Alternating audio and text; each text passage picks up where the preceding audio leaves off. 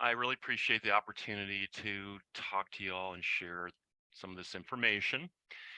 And as Xander indicated, I'm going to be focusing on forest assisted migration. And our take on this is really to think about it as a component of climate adaptation, not as a standalone thing. So I'll be making that point. You can kind of see an outline there. So I want to make sure we're on the same page about what forest assisted migration, or FAM, is, and then how it is part of climate adaptation, more or less, depending on your approach. And then we'll look at some case studies. These are case studies from the East, and all of this information actually comes out of this publication at the bottom that we had come out in December, and you can see the co-authors on that. So if you want more information, you can track that down. Okay, so just to make sure we're on the same page, what is assisted migration broadly? So you can see this definition: human assisted movement of species or genotypes to new locations to compensate for loss of habitat, decline in species of commercial, cultural, ecological value. I pull this out here: to compensate for projected loss. This is how people are generally thinking about assisted migration, but most of you, or likely, or all of you, are foresters, and you know that forestry and foresters have done this for decades to centuries. So we're going to return to that point often, that you know more about this than most people. Um, so why is assisted migration? Just broadly, things like this: destruction of habitat, so moving species to new locations; change in habitat suitability in one place and again in another. We'll talk more about this. This is really what is being projected and happening with climate change. Focus threats, so pests, invasive species, moving away from the threat or moving resistance to the threat. And then this one again, focused opportunities. I just don't think we talk enough about this in the forestry community, that species and genotypes that provide enhanced services, oftentimes productivity of wood. It's something that forestry has done for decades. Okay, so within that, then there's types of assisted migration of forest trees. And this really comes out of this pretty classic paper now. It's not that old, but old enough, that John Pedler and his colleagues did in bioscience. So they talk about species rescue assisted migration, and that's moving species for conservation concern, conserving it, avoiding extinction. This is the classic example in the US anyhow of of that. And there's other examples out there. And then they also talk about forest assisted migration, or FAM. And this is that's pursued in managed forests for economic, ecological, cultural objectives to sustain functions and productivity and ecosystem services. And this isn't the best example. I can't remember why I have this here. I don't think blue spruce is a species of concern necessarily, but it's moved around a lot, for commercial or economic reasons. And so that would be kind of an example of that. Okay, but we're going to focus on this FAM, forest assisted migration. So then within that, there's three types that we'll look at or think about. And these have different names. It seems like every other month, some of these things are called differently. But one is assisted population migration, sometimes called population expansion. Second one is range expansion. And the third is species migration. Sometimes you'll see this referred to as long-range migration, sometimes translocation of an exotic species. But those are generally the three types, and they kind of grade into each other. It's not as clear-cut categories as sometimes we think. And again, I make this point: you are likely already doing this, at least one of these or a couple of them in some form, and we'll look at that. So here's the first one. This is assisted population migration. It's the movement of genotypes of a species relatively short distances, with that movement occurring within the current range or distribution of the species. And in cartoon form, you see those blobs of, a population of a species that came from farther south and they're being moved north. You do this when you plant disease-resistant genotypes that come from elsewhere in the range of the species. It may be more directional of a movement for climate change, but it's still pretty low risk. Been doing it for a long time. And here's kind of the classic example in the East. I assume that's probably goes on in the West too with Western white pine. But anyhow, planting blister rust resistant Eastern white pine. It's we've been doing it for decades. Um, then the next one is assisted range expansion. So this is the movement of species to locations adjacent to, nearby, but outside of the current range of the species. And in cartoon form, you can see the blobs are outside of the rectangle. That's just supposed to mean that you're establishing those outside of the current distribution. There's always outlier populations out there somewhere, but the bulk of the distribution are outside of that.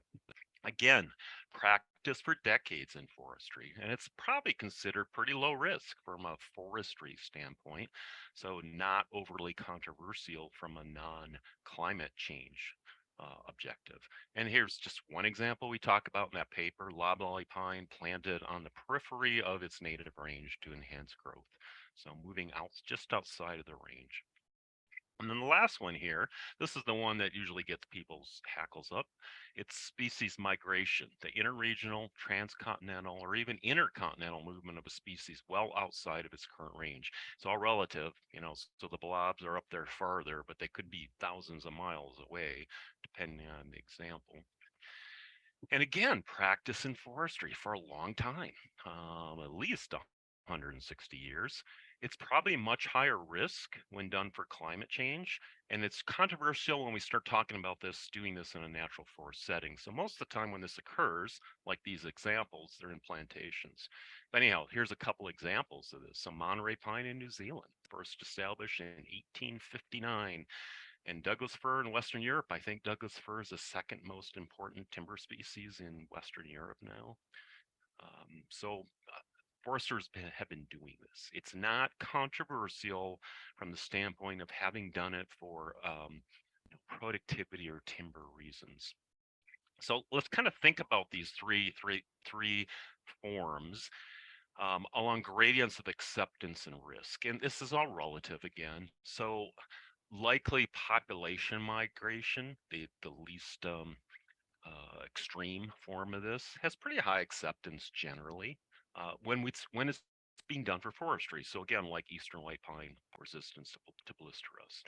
Maybe range expansion has a little bit lower acceptance and a little bit more moderate risk. And then species migration, even for forestry purposes, probably has lower acceptance and higher risk. Like, why are you moving Monterey pine in New Zealand? I don't know. But anyhow, for forestry purposes, kind of looks like that. And then the point that I want to make here is that when we start talking about doing these same things for climate change, the level of acceptance just goes down to some measurable level, even though the risk associated with each of those forms remains about the same. So it's really the climate change part of this that seems to get people a little bit excited. And again, they don't recognize necessarily, if they're not foresters, that this has been going on for a long time. So both this idea of acceptance and risk are barriers to operationalizing forest system migration. And that's, if I didn't say that at the onset, in that paper that I mentioned, that's our take. How do we move this from a novel idea, a trial, research, to routine use at the scales that you practice forestry? And so that's what I mean by operationalizing. So we talk about some barriers to why that isn't happening necessarily or hasn't happened yet. Foresters may lack on-the-ground experience with implementing adaptation strategies, particularly ones that include FAM. There's concerns about different things, risk, and we'll look at each of these in a minute here. And then the third one is a little harder to conceptualize, but it's that if the focus of movement has been on timber resources like Monterey pine in New Zealand, rather than the consequences of climate change, there may be less urgency to even think about doing this, because if you don't have a need, why do it, right? And then I guess just that cartoon at the bottom is, I don't see this happening in the forestry community anymore. People burying their heads and ignoring it and saying it isn't real. So that's, I think, a positive. We all recognize we need to be thinking about it. Okay, so that first one, foresters may lack on-the-ground experience, particularly with FAM. But that's changing. So there's this tool, some of you, I'm sure, many of you are familiar with this climate change response framework that NIAX has developed, and along with that are these demonstration trials of adaptation. These 3 are in the lake states, and it's a couple years old, so there's probably more now. Um, but most of those, if you dig into them, still don't include FAM, forced assisted migration. And why is that? Well, one, there may be a lack of organizational support or policy, whoever you work for. We'll say that's changing. The 3 Lake State DNRs are working on policy around this now, the Forest Services nationally and other organizations, but I don't think it's there yet. So the other thing is, which has been an eye opener to me actually, is that there's pretty limited experience or use of artificial regeneration. So planting in particular in the East. I work with national forests in Minnesota a lot, and there's a lot of planting um, for of different species, but it's not as common as I guess I thought going into this. So assist migration is going to need it. So you have to have that experience or gain it. And then when you do buy into that, there's limited capacity of nurseries to produce climate adaptive stock. This is a huge bottleneck. We talk about it a little bit. Others are talking about it as well, that this just isn't being done yet. Stock being produced by nurseries to the level that it needs to be for operationalizing this. There's also the second barrier. There's concerns about risk, altering nature. Should we be doing this? Introducing invasive species or species that become invasive. And then this last one, genetic maladaptation. So moving stock beyond established seed zones. Well, look at that one here. The problem with that is seed zones tend to be small in general and not reflective of climate changes that have already occurred. Now, this is also changing. The Forest Service and others are working on this really across different places in the country to expand and alter seed zones to better reflect this. But this is the one, these are seed zones around the northeastern Region 9 National Forest. And you can see they're pretty small. So let's focus on the arrow, which is the Chippewa National Forest, and I do a lot of work there.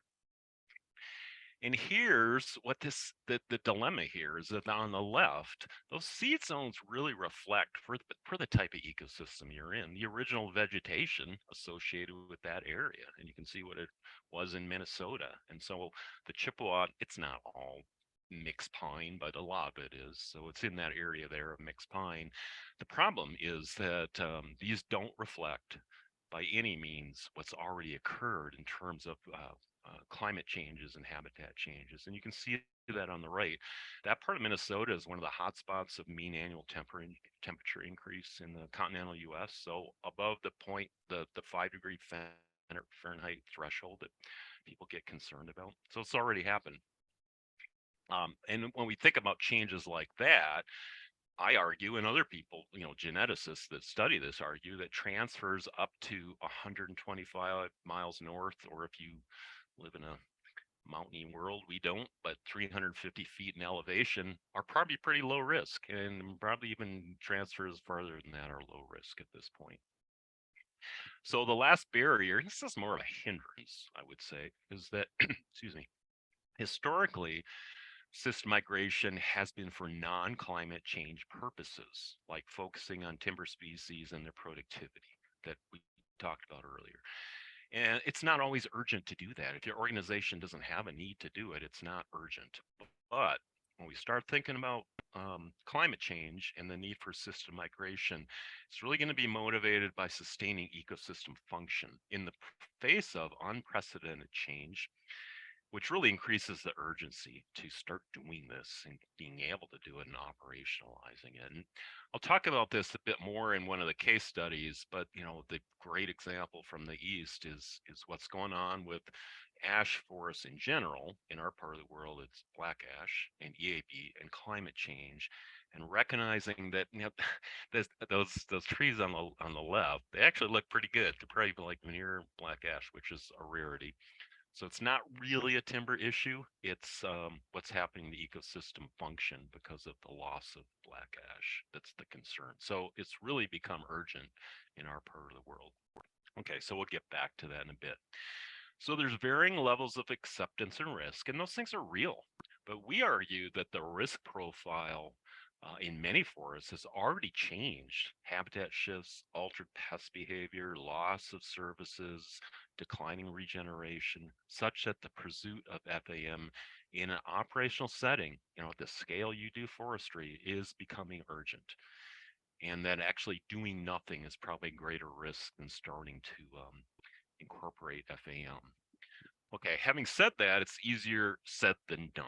So one of the things we tried to do in that paper, and we talk about in different ways, is that it's important to place assisted migration within a climate adaptation framework. It's not a standalone thing. And if that's all you're talking about, people might get excited or don't completely understand what you're trying to do. It helps to put it in that framework to justify and communicate its use, and you can likely increase the acceptance and reduce the risk depending on the form of FAM you use. So this is what we're going to talk about next, is how do you do that? And so we really focus on this resistance resilience transition framework for adaptation. Some of you probably heard about. Lyndon Nagel and a bunch of us wrote about our take on this the first time in the Journal of Forestry paper there. And it kind of looks like this. So you can array those adaptation approaches, resistance, resilience, transition, along gradients of change from not much to a lot, and against impact on the x-axis and response of the ecosystem to change. And so I talk about it like this generally. Resistance is trying to work with what you have to increase resistance to climate change. Resilience is adapting naturally, but within the range of natural variation for an ecosystem. And then transition is something different. So really deliberately working to alter structure and composition. So how does FAM fit into that framework? Well, it can kind of look like this. So this is just a different way on the top of arranging those three adaptation approaches: resistance, resilience, transition. But it's this that I want you to focus on. So resistance, and our take on this, probably has pretty limited use of forest assisted migration, because you're really trying to focus on maintaining the current composition. And then resilience is where you start incorporating more. It's still working within the natural range of variation of the ecosystem, but you might be moving genotypes of a native species into that system at that point. And then transition can heavily incorporate assisted migration, including population expansion, range expansion, and as you'll see in a couple examples, even species migration. So what we're going to do now with the remainder of the time is look at some examples from the Eastern US case studies. And these are, again, in the paper. A couple of them come from this. This is the Adaptive Silviculture for Climate Change Network, MAP. You can look at that website to get more info on it if you're not familiar. And these are adaptation, on the ground adaptation studies, demonstrations across the US, and then there's a couple in Canada now. And I think this is up to date. There may be a few more out west getting developed.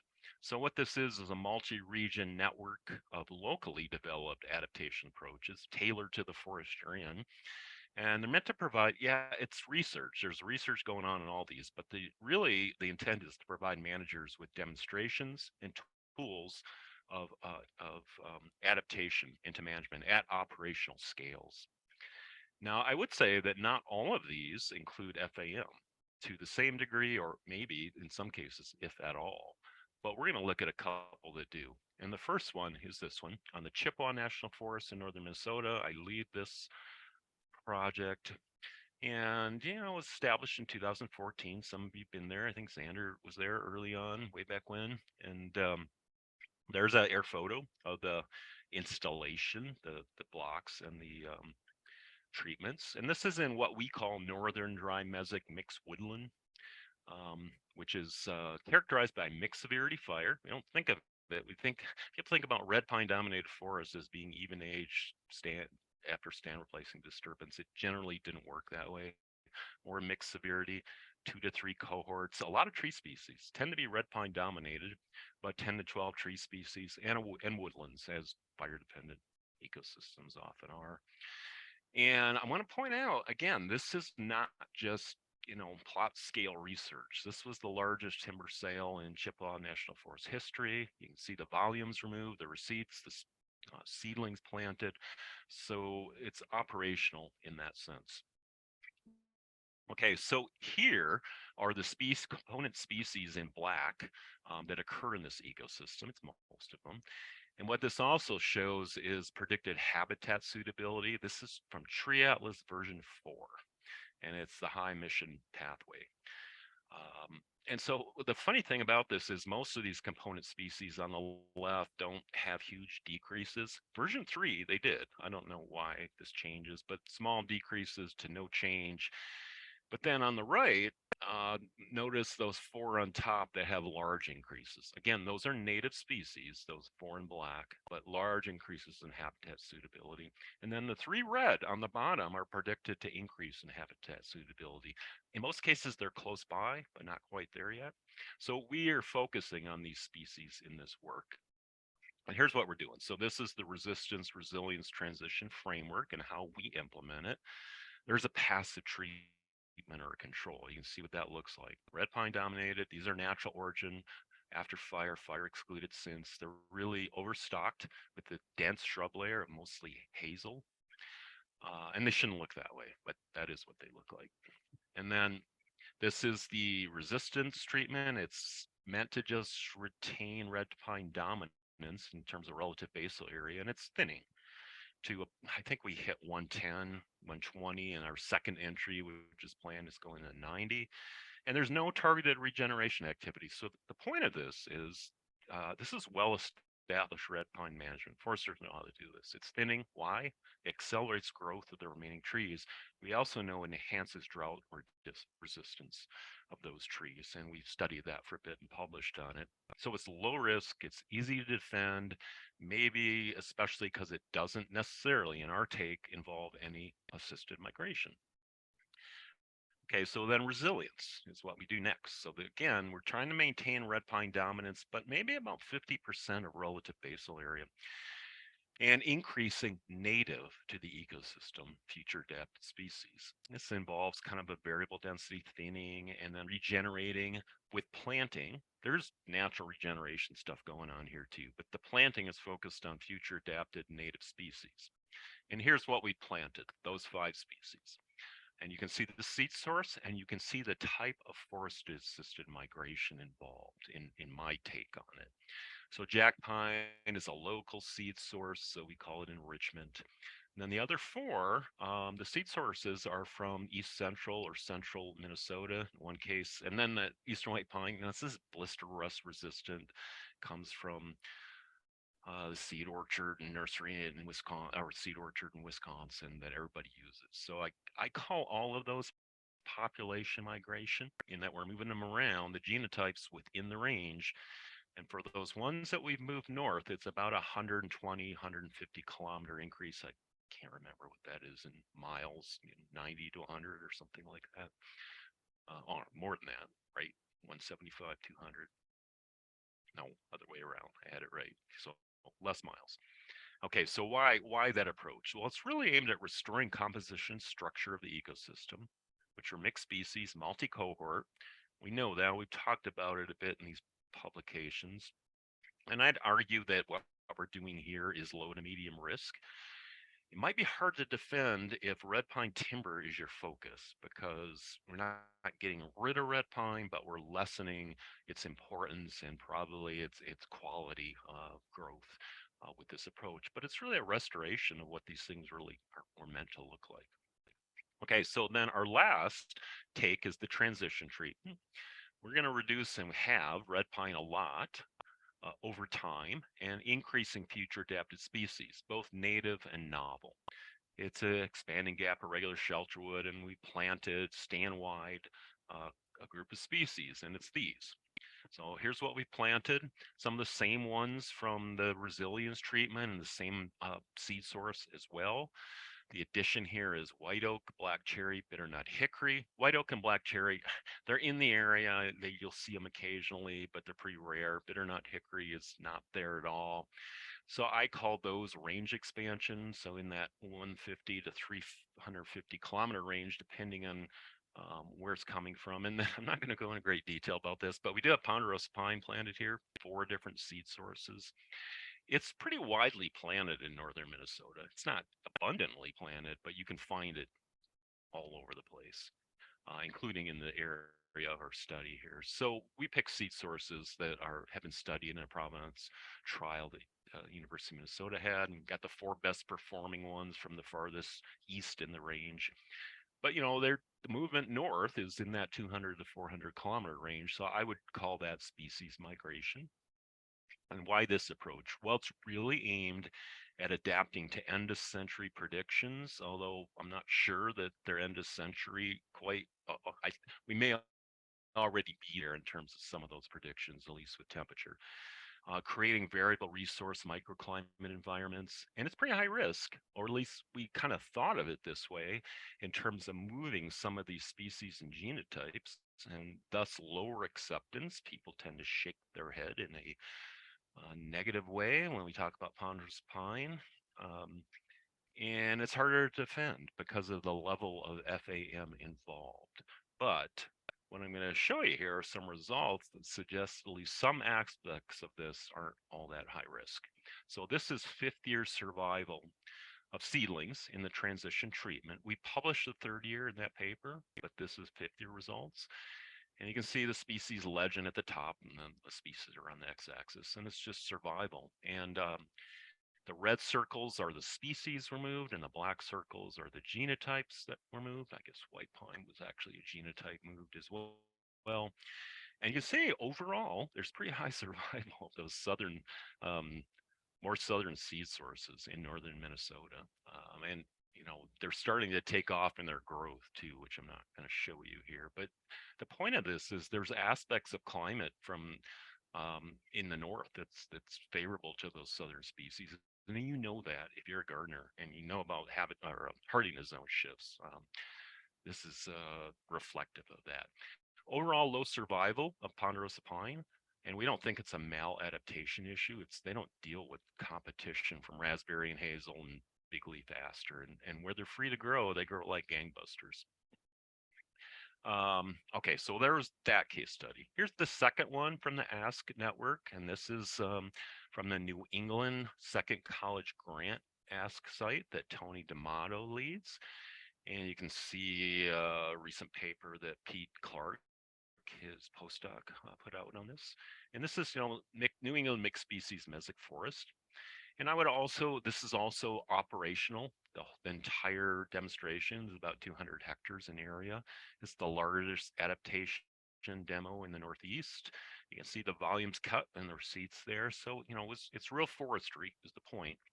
And here's what they're doing with this framework. So the resistance is selection. They're trying to maintain composition. It's focusing on natural regeneration, so no FAM. Kind of the same thing with resilience, group selection, increasing wind and ice resistant species, decrease or increasing drought tolerant species. Again, no FAM. But here's where it gets, oops, I think I jumped a slide. Can I go back? Not sure I can. Previous. Yeah, here's where it gets a little different. Their transition treatment involves a irregular shelterwood, and they're increasing both native and novel species. So you can see the species they planted, you can see their seed sources, you can see the type of forest assisted migration there, ranging from enrichment to range expansion to or population migration to range expansion.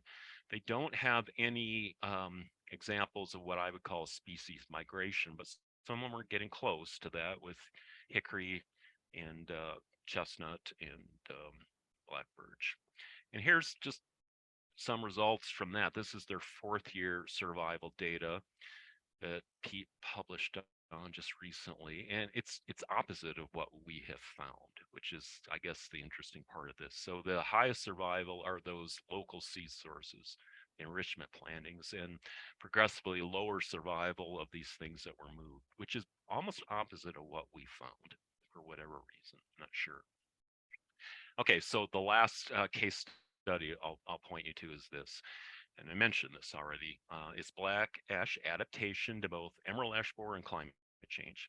This is a big scale study on the Chippewa National Forest established over 10 years ago now. And the concern is that with warming winters, the survival of EAB is increasing, the winter survival. So moving north and west.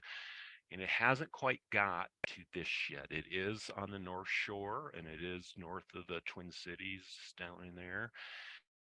But the bulk of northern Minnesota, as far as we know, it's not there yet. And there's a lot of ash forests there. 1.2 million acres, 1 billion trees. This is the largest concentration of ash of any kind in North America, and EAB hasn't got there yet. Another problem is that most of this is overwhelmingly dominated by black ash in all structural layers. So there isn't advanced regeneration of other species poised to take over for ash. We published about this in that paper there. And so we've been looking at this for a number of years, Tony D'Amato and Rob Slezak and I. What are the impacts of EAB and climate change on function, and are there strategies to adapt? And really the strategy is if it comes to pass that EAB devastates that forest, that we have to transition to something new. So that's been our focus. This is what it looks like, from an air photo. It's in northern wet or very wet ash swamp dominated by black ash, overwhelmingly, but there are like 9 or 10 other species of trees. Well, these things work just like upland northern hardwoods. They're multi-cohort gap dynamic regeneration. And then here's our treatment. So passive, doing nothing. And whatever if you know this part of the world, most ash swamps don't look that nice, but I wanted a nice picture there. Clear cutting, group selection, and emulation of EAB, which we do through a girdling treatment. 4 or 8 reps of each of these, and the treatment units are about 4 hectares, and then planting native and future adapted species. Here's what we planted. On the left are native species, and all the seed sources were local except for American elm, which is a local parent cross with Valley Forge parent. So I guess I would argue that's population migration. But then the 3 on the right are the novel ones. So swamp white oak, it's not there yet. Hackberry, it's close, but not quite. And then Manchurian ash. So the first 2 are range expansion. And Manchurian ash is from Asia. It's tolerant or resistant to EAB, and people have been interested in evaluating it. So it's a species migration. And our focus really has been, in terms of talking about this, is on the group selection treatment with planting of novel species. So really the group selection is emulative of the natural disturbance regime for this, but we're filling up the openings with novel species for the most part. So I would call it a hybrid resilience transition approach. Here's some results from that. So this is 8th year survival in the group selection treatment.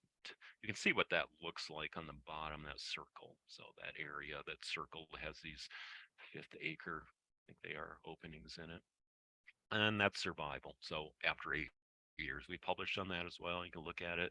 And I think the interesting point here is the highest survival are these species or genotypes that have been moved, including American elm, swamp white oak, and then hackberry next.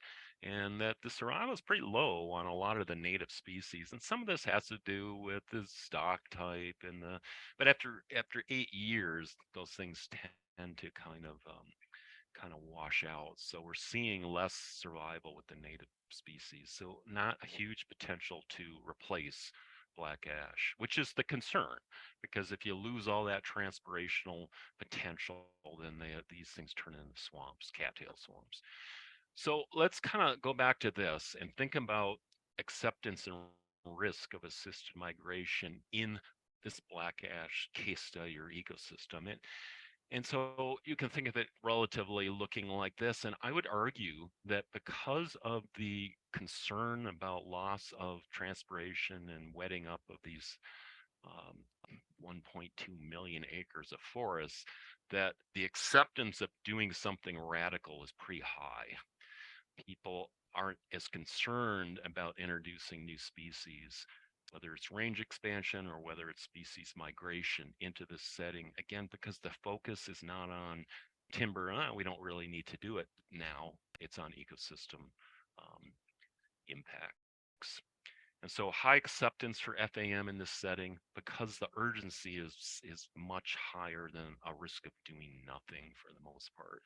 And what that has led to, at least in Minnesota and Wisconsin, is quite a bit of focus, and from our research, of planting swamp white oak as being a key to the future. That it's a tree, it transpires, and the habitat in central and northern Minnesota and Wisconsin is increasing based on tree atlas results. So what I'm going to do is just kind of finish up. What have we learned? What can you learn from these 3 case studies? Well, one is that there's no consistent trend in response, and the measure I showed you was survival, but of course we measure other things, of the FAM types broadly, the 3. Now, not all of the case studies included species migration. The second college grant one does not. But anyhow, there's no consistent trend. Some were higher for one type, some were higher for another type. But what we do think is that what these demonstrate is that some form of assisted migration is likely viable, justifiable, and explainable by you in the context of your climate adaptation approach. And then the other thing that I think you can learn is we talk about a checklist for thinking about operationalizing assisted migration. One is to consider, again, I've been trying to make this point, consider it within the context of climate adaptation approaches, resistance, resilience, transition, what type of FAM you would use. Don't just start telling, your bosses you're going to start planting ponderous pine and red pine forests without, you probably shouldn't do that at all, but without putting it in the context of adaptation. And then take an ecosystem perspective. Don't just think about this in terms of timber species and timber production. I think most of you that belong to the Forest Stewards Guild don't do that, so that's good. Consider native future adapted species first. So population migration is your first line of attack. It's less controversial and more justifiable. And then when you start talking about range expansion and species migration, you still need to be pragmatic. Consider the species with the nearest population first. Now, with species migration, sometimes that's hard to do, but our ponderosa pine example, our seed sources were from the nearest populations to the east. It's still a ways over there, but they were the first ones that nearest to us that we picked. So that's just an example of what I mean by that. Okay, so I'm going to finish up, and I've been talking, but I want to point out that my co-authors and collaborators in this on the right, likely, if you heard something that is useful and informative, probably one of these people said it first, and I'm just repeating it. So with that, Xander, I'm happy to answer questions. Great. Well, thank you so much. Yeah, you covered a lot of territory, and I tried to add some of the research papers in the chat for links so that people can follow up. I hope it wasn't too overwhelming, but we can also share those out afterwards in an email. So let's see, definitely put your questions in the chat, and we'll kind of dig into them. There was one that came in early from Nancy.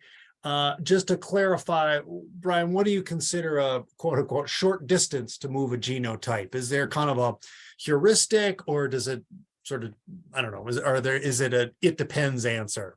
Yeah, I think, well, it depends on what a geneticist would say, which I am not. So I'm just repeating some of what I hear. I did have that slide up early on, and I got this. I mean, I think we code it in our paper, and it comes from, the genetic perspective that I think is like 125-mile move north is considered low risk by geneticists these days. And so, I guess that would be my response, to think about what a regional local geneticist is saying is okay. Okay. Good. That's useful. And I think it just, I know for me, just not that 125 miles would be the be all end all, but it's just useful to have that kind of frame. Are we talking about 1,000 miles or 1 mile? That it's again, people that garden know this. Minnesota used to have zone 3 hardiness zone, and it doesn't anymore. And it Yeah. never had 20 years ago. It didn't have zone 5, and it does now. So those shifts are corresponding to that kind of mile distance, I guess, when you think about it. Yeah. Another question came in from Richard. How long do you think field plantings trials need to go to feel comfortable about adaptation of a species that is migrated? So we're, climate change is moving really fast. Forestry tends to be a slow profession in terms of wanting to see some, results that reflect the maturity of trees. So I don't know if you have a thought on that, Brian. Yeah, longer the better, which is a problem given what you just said. Just in terms of being practical, if you're a researcher that works on regeneration issues, it would be pretty hard to publish results that are less than 3 years old. So, as a kind of a rule of thumb, we sort of shoot for, let's get 3 years growing seasons before we start thinking about if this is meaningful.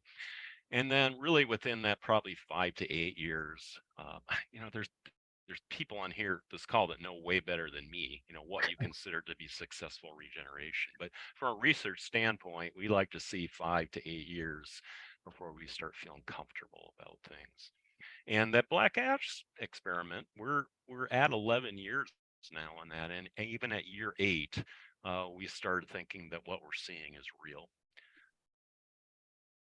Yeah, good. That helps. And as Brian indicated, there is a lot of expertise on our participant list. So if you want to, everybody should have the ability to unmute.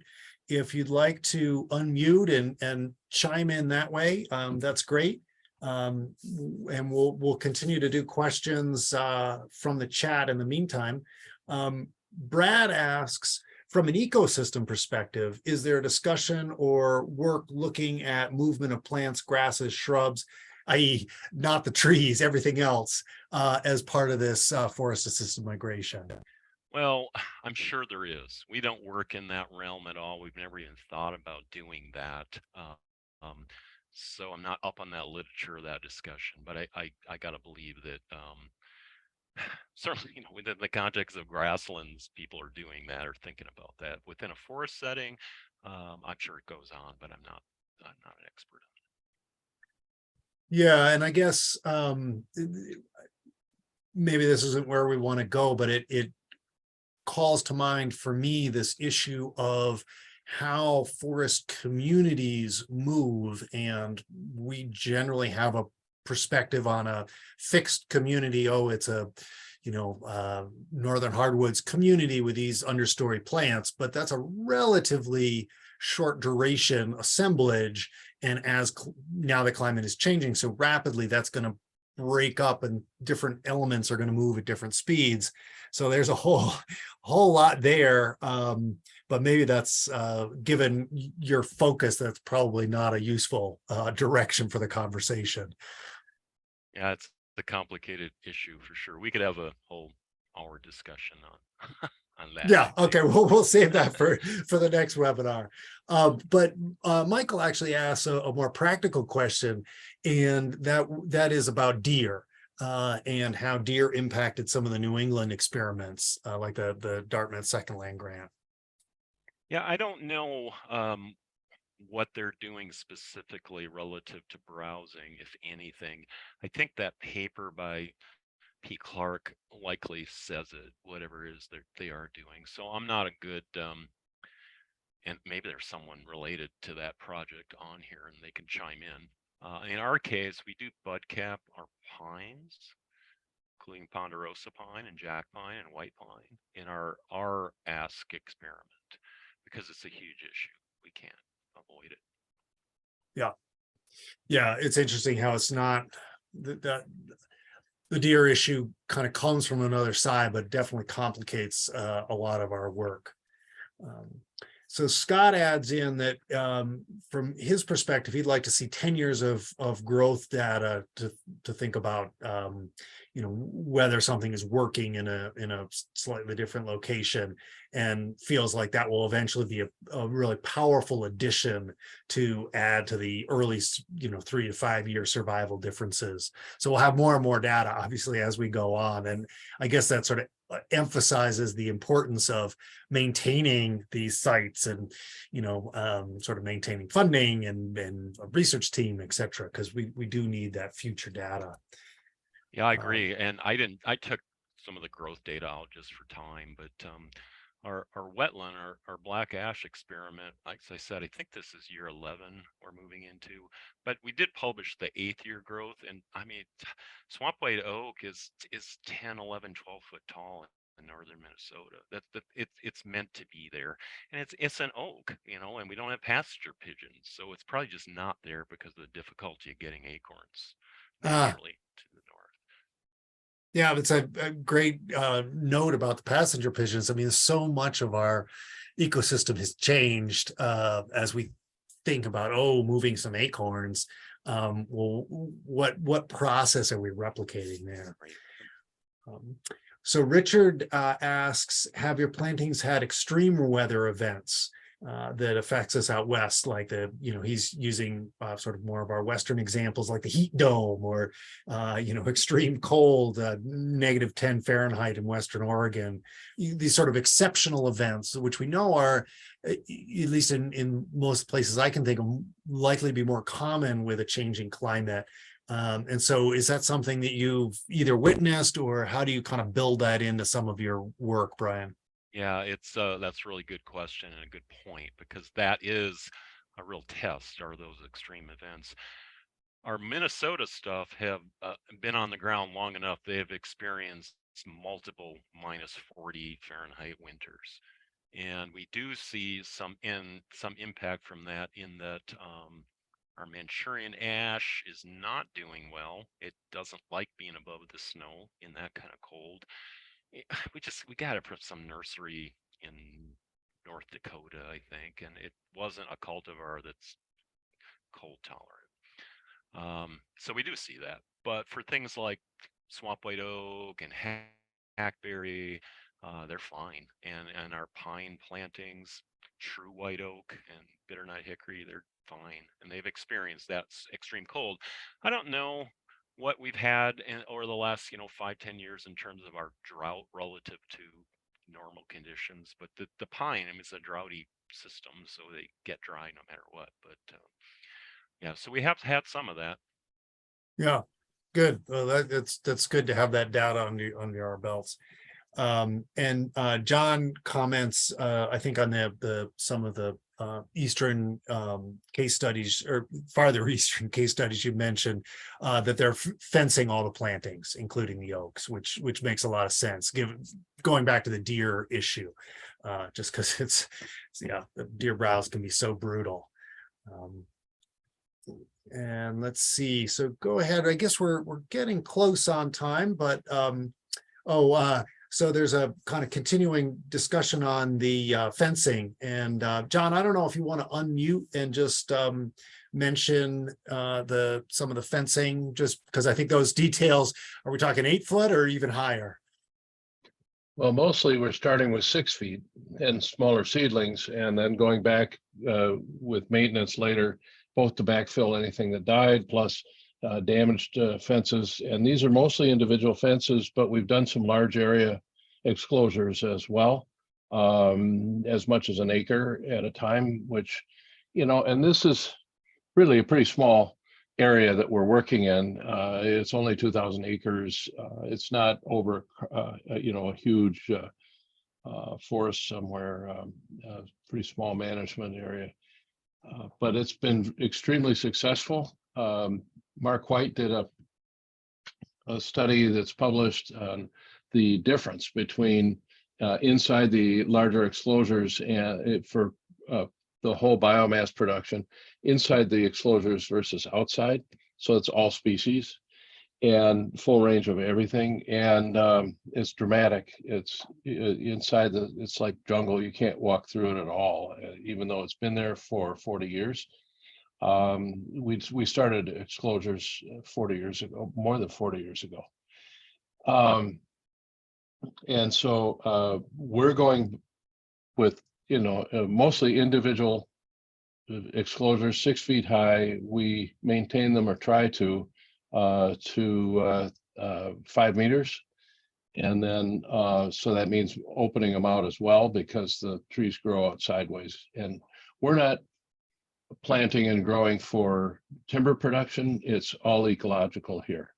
We're not trying to harvest for money at all. If we got anything at all, it would just help pay for our management. It's not for that purpose. So that's a little bit different than most of the managers. Most of the people on this presentation, I'm sure, are managing forests for counties and states and feds for production for timber.